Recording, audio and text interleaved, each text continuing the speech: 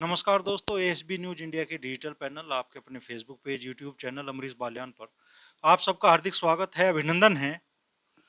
उत्तर प्रदेश में पिछले दिनों जो निकाय चुनाव के परिणाम आए हैं, एक अलग ही हवा वेस्ट यूपी में देखने के लिए मिली।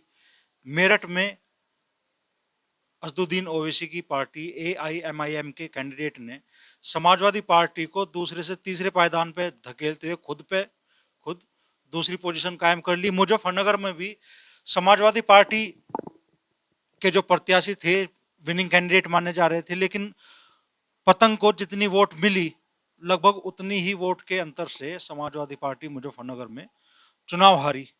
सहारनपुर में मेयर पद का चुनाव लड़ रहे थे विधायक आसू मलिक के भाई समाजवादी पार्टी के सिंबल पे, और बहुजन समाज पार्टी की जो प्रत्याशी थी खदीजा मसूद, उन्होंने उन्हें तीसरे पायदान पर धकेल दिया। तो क्या पश्चिम उत्तर प्रदेश में मुस्लिम राजनीति नई करवट ले रही है क्या? इसी बारे में बात करने के लिए हमारे साथ मौजूद है पूर्व सांसद अमीर आलम खान के बेटे और पूर्व में खुद भी विधायक रह चुके नवाजिश आलम खान। तो नवाजिश भाई, किस तरह का माहौल इन निकाय चुनाव के बाद आप देख रहे हैं वेस्ट यूपी में?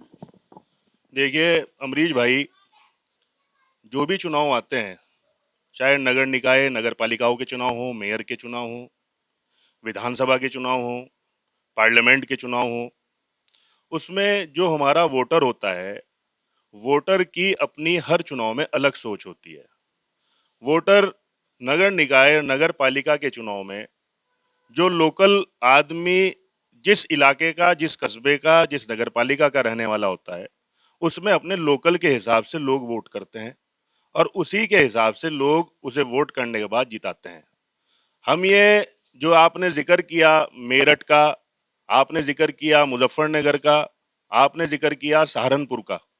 सहारनपुर हो या मुजफ्फरनगर हो, मुजफ्फरनगर में पहले नगर पालिका का चुनाव हुआ था, वो मेरे आज भी याद है। तो हमारे समाजवादी पार्टी और गठबंधन के प्रत्याशी जब लड़े थे, तो उस जमाने में मिथिलेश पाल जी इससे मुजफ्फरनगर से लड़ी थी। वो भी पूर्व विधायक रही हैं, सम्मानित हैं। उस टाइम समाजवादी पार्टी को मैं ये समझता हूँ कि शायद 20 या 22 हज़ार वोट मिले थे। लेकिन इस बार के चुनाव में जो हमारे पार्टी के गठबंधन के प्रत्याशी थे भाई राकेश शर्मा जी, उन्होंने 80 हज़ार वोट लेकर बहरहाल वो दूसरे नंबर पर रहे। हमें हार का सामना देखना पड़ा। चुनाव है, चुनाव में हार भी है और जीत भी है। कैंडिडेट एक ही जीतेगा, और भी पार्टी के लोग लड़ रहे थे। लेकिन मैं ये समझता हूँ कि उन्होंने इसमें गेन किया और राकेश शर्मा जी बहुत अच्छा चुनाव लड़े। ये जो आप, खास तौर पे मेरा आपसे सवाल है, मुस्लिम मतों में जो बंटवारा इस टाइम देखने के लिए मिल रहा है, वो बसपा की तरफ भी जा रहा है। वो उसने पतंग को भी इस बार अच्छा खासा मौका दिया। कुछ जगह पे आप असदुद्दीन ओवैसी की पार्टी चुनाव जीती भी है, हालांकि वो संख्या अभी सीमित है। तो क्या मुस्लिम वोटर एक नई दिशा में भी जाने की एक तरह से कह लीजिए, क्या कह लीजिए, कशिश उसके अंदर पैदा हो रही है क्या? नहीं, मैंने भी आपसे भी कहा कि हर चुनाव में वोटर की सोच अलग अलग होती है। वोटर अपने हिसाब से वोट करता है। यहाँ हमारे बहरहाल गठबंधन हमारा था, सपा, लोकदल, चंद्रशेखर जी की पार्टी का। हमारे यहाँ खतौली में जीते हम जानसठ में जीते। 2 हमारी गठबंधन की सीटें यहाँ जीती और 3 हमारी जिला शामली में कैराना हो, आपका गढ़ीपुख्ता हो और बनत हो, 3 गठबंधन ने वहाँ जीती।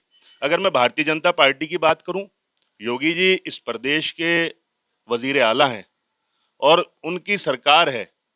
और यहाँ भारतीय जनता पार्टी के हमारे वजीर आला योगी जी शामली जिले में आए थे और शामली में उन्होंने नगर पंचायत और नगर पालिका के 10 की 10 सीटों के कैंडिडेट्स को वहाँ अपनी मीटिंग में बुलाया और वो यहाँ एक मीटिंग में ये ऐलान कर गए थे सबको जिताने के लिए।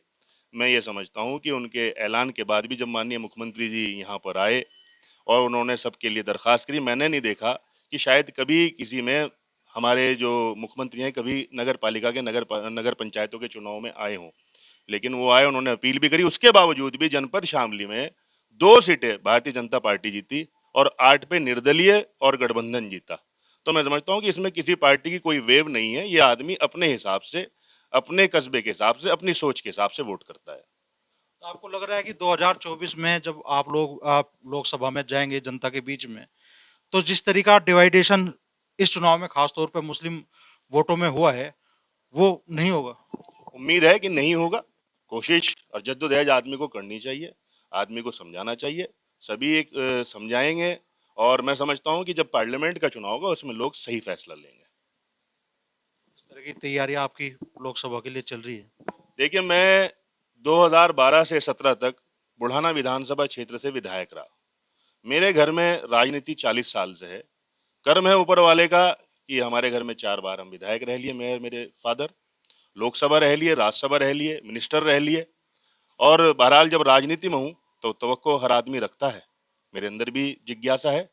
मैं चाहता हूँ कि मैं मेरी पार्टी राष्ट्रीय लोकदल, जो हमारे नेता हैं माननीय जैन जी, उनके आशीर्वाद से मुझे भी लड़ने का मौका मिले और मैंने कैराने लोकसभा पे चुनाव की तैयारी शुरू की हुई है। अच्छा, गठबंधन में आपके सामने सबसे बड़ी चुनौती है इकरा हसन की, तो आप क्या दोनों परिवारों के बीच में कोई रस्साकसी की संभावना नहीं बनेगी टिकट को लेकर? देखिए, मैं लोकदल में हूँ और गठबंधन हमारा है।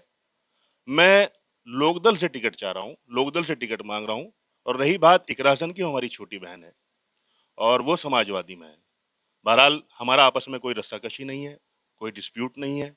आपस में वो हर आदमी को अपना हक है मांगने का, हर आदमी को होना भी चाहिए, हक है मांगे।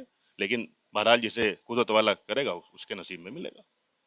आपने तो छोटी बहन कह दिया, लेकिन एमपी साहब का एक इंटरव्यू ने अपने उस पर लिया, उसमें जो सपोर्टर्स हैं वो दोनों तरफ से पूरी तलवारें खींची। देखिए, सपोर्टर्स तो हमारी तरफ से कोई ऐसी तलवारें नहीं है। हम तो अपना क्या नाम सभ्यता के साथ चलने वाले लोग हैं। आपस में प्रेम, प्यार, मोहब्बत, इत्तेफाक रख के चलने वाले लोग हैं और यही हमारी एक रही है शुरू से आदत और इसी पे ही हम आगे, मैं अपने निजी तौर पे कहता हूँ, कायम रहूंगा। तो ये है नवाज आलम खान, पूर्व विधायक रहे हैं। इस बार इनके पिता और पूरा परिवार इन्हें किराना लोकसभा सीट से आरएलडी के सिंबल पर चुनाव लड़ाने का इच्छुक है। होगा क्या, ये तो आने वाला भविष्य बताएगा।